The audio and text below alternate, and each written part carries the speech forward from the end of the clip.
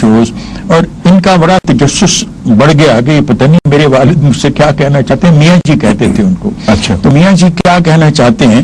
تو ایک دن پھر جس وقت گزر رہے تھے تو ان کو روک لیا بیٹے نے اور کہا میاں جی مجھے اب آج بتا کے جانا ہے آپ نے کہ آپ کیا کہنا چاہتے ہو مجھ سے. جب بھی میں تلاوت کرتا ہوں تو آپ گزر جاتے ہیں صرف یہ کہہ کے کہ اس سے آپ سے بات کرنی ہے. تو کہنے لگا اچھا میں آج بتا دیتا ہوں تمہیں کہ بیٹا جس وقت قرآن شریف کی تلاوت کرو تو یہ سمجھو کہ یہ تم پر ہی نازل ہوا ہے.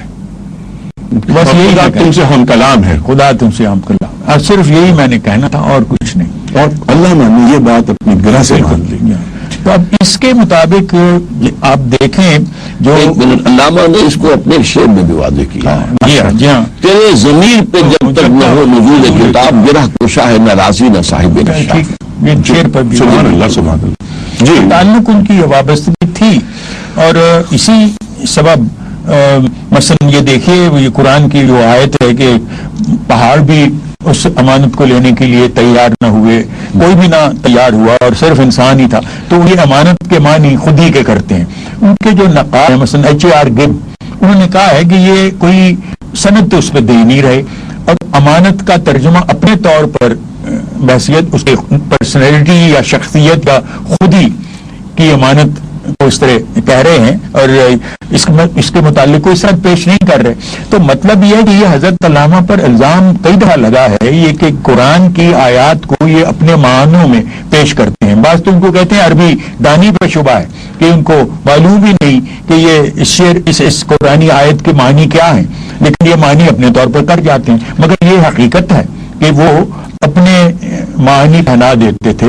اور میں سمجھتا ہوں کہ یہ جو ان کا ایک جاوید نامی میں شعر ہے مولانا جس میں وہ فرماتے ہیں کہ قرآن کی تو اتنی تعبیریں ہیں جو آگے آنے والی صدیوں میں لپٹی ہوئی ہیں اور ہمیں علم بھی نہیں کہ وہ تعبیریں کیا ہوں گی. اس کا مطلب یہ ہے کہ قرآن کی جو تعبیریں ہیں وہ وقت کی ضرورت کے مطابق بقول علامہ ان میں تغیر و تبدل آتا رہتا ہے. اور اس بنا پر وہ کی جو انٹرپریٹیشن ہے قرآنی آیات کی وہ اپنے زمانے کے ساتھ چلتی رہے گی. اور قرآن کریم وہ معجزاتی کتاب ہے، ظاہر آخری کتاب، آخری آسمانی کتاب کہ وہ کبھی پرانی نہیں ہوگی، فنڈامنٹل موجود رہیں گے زمانے کے اعتبار سے. وہ اس کو بھی اپنی اصطلاح میں اسی طرح بیان کرتے ہیں کہ جو عقیدہ جس کا انحصار یعنی بعض مستقل قدروں پر ہو اور اس کے ساتھ ہی تغیر بھی ہو، تو اس قوم کو اس بات کا احساس ہونا چاہیے کہ یہ دونوں قیمتی اقدار ہیں. بعض ان میں مستقل ہیں وہ نہیں بدل سکتی، لیکن اس کے ساتھ ہی بعض تغیر کے عالم میں بھی ہیں. اور یہ جس قوم کا سرمایہ ہو، ان کے عقیدہ ہو، ان کو اس بات کا خیال رکھنا چاہیے کہ تغیر بھی ہے. جی، اور ثبات ایک تنوع تو ہے زمانے میں، اور انسانی فکر اور انسانی سوچ اور انسان خود جتنا بھی ارتقا کر لے. اچھا اس میں ایک اور بھی بات ہے، میں مولانا کو اس کی طرف ان کی توجہ مبذول کرنا چاہوں گا. وہ یہ ہے کہ علامہ سمجھتے تھے کہ اسلام کا نزول یا قرآن کا نزول ایک طرح سے عقل استقرائی کا نزول ہے. اور یہ ختم نبوت کے سلسلے میں انہوں نے جو دلائل اپنی طرف سے دے رکھے ہیں ان میں نہیں وہی ختم ہو گئی کہ وہی آگے پھر نہیں ہوگی، کیونکہ عقل استقرائی آپ کو آگے اس کا نزول یہی ہے کہ اپنے کندھوں پر یہ بوجھ رکھ کے آگے چلو.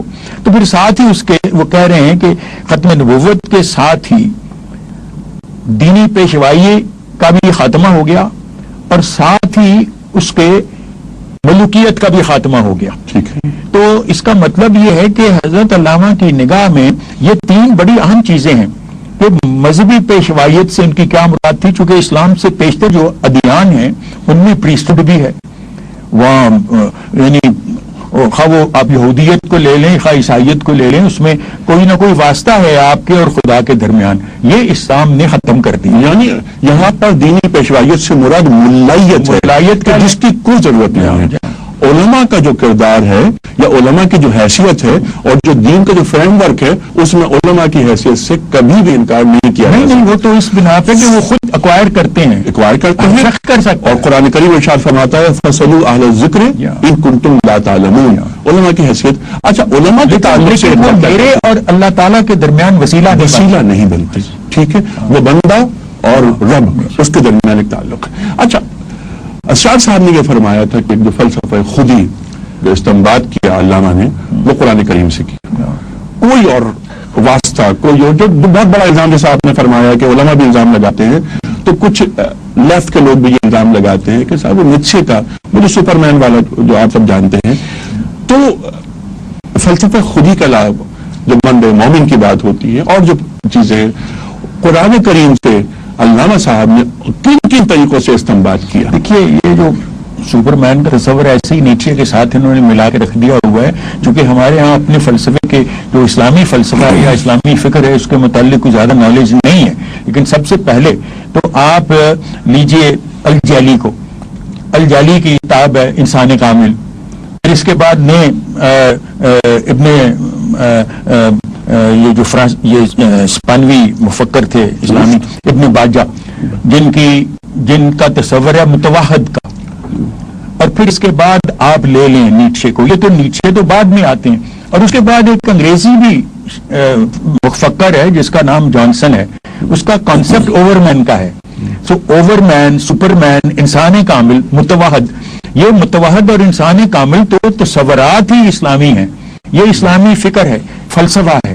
اس میں یہ تصورات آتے ہیں. یہ جو اقبال کے ہاں خودی کا تصور ہے یہ بہت حد تک اسلامی نوعیت کا ہے. اس کا کوئی تعلق نیچے کے یعنی کہہ لیجئے ملحدانہ تصورات سے اس کا کوئی تعلق یا وابستگی نہیں بلکہ علامہ کا خیال تھا. اور نیچے کی اگر آپ حیات کو پڑھنے کی کوشش کریں تو ان کا انجام بالآخر وہ ہو گئے تھے ذہنی طور پر ذہن مختل ہو گیا تھا تو اسی کیفیت میں ان کی وفات ہوئی.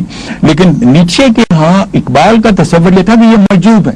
اور یورپ میں صرف ایک ہی اگزامپل ہے جس کو آپ مجذوب کہہ سکتے ہیں لیکن اس کی گمراہی کا سبب وہاں کی میٹیریلزم یا اس کی انوائرمنٹ تھی. ٹھیک. اچھا ایک مرد مومن کا تصور بھی ہے ڈاکٹر صاحب.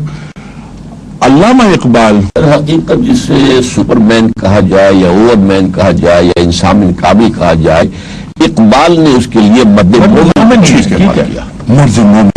اچھا ایک مطلوب معیار ہے قرآن کریم کا. انسان کو خصوصیات کیا ہونی چاہیے اور ایک معاشرہ وہ معاشرہ جو دین تعمیر کرنا چاہتا ہے اس کی جو ریکوائرمنٹ ہے وہ کیا ہے. قرآن کریم سے اقبال نے کیا لیا؟ لیکن اقبال نے ایک بہت بڑی بات یہ کی ہے کہ جو مذہب میں ریچولزم آ گیا تھا اس کی بجائے ہٹ کر اللہ کی محبت کے اوپر فوکس کیا.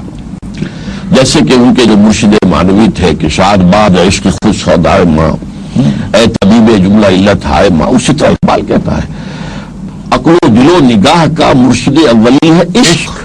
عشق نہ ہو تو سر و دل متقدے تصورات.